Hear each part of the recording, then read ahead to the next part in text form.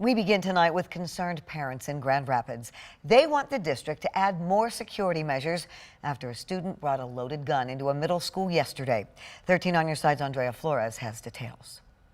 This was the second incident like this at Burton Middle School this school year, and the families I spoke with say it's time something is done before another incident ends in a tragedy. I didn't know what was happening, so I was scared. Braden Monsalvo was in art class when Burton Middle School went into a code yellow on Wednesday. I was nervous because I didn't know what was going on. When security confiscated a loaded handgun from a 13-year-old. In my body, I was feeling like, what's going to happen, or anything could happen at that moment. Braden has felt scared at school before, back in October when another gun was reported at Burton Middle School.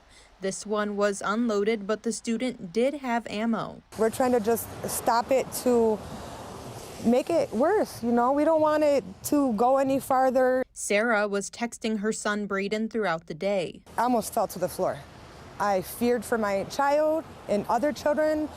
I was in awe because, you know, this is the second time that it happened. Now she and other parents want to see something done. And I refuse. On my part, I'm going to do everything I can to where my kids or students of this kid are not another statistic.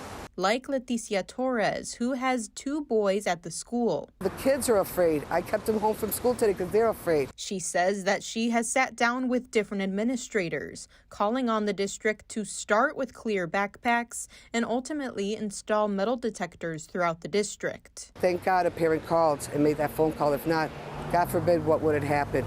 Is that what they're waiting for God forbid?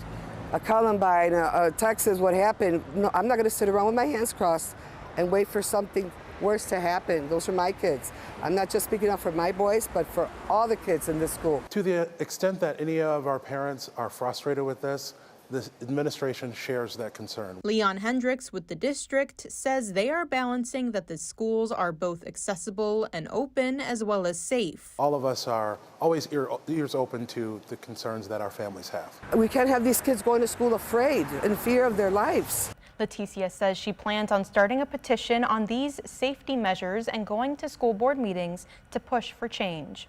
Andrea Flores, 13 on your side.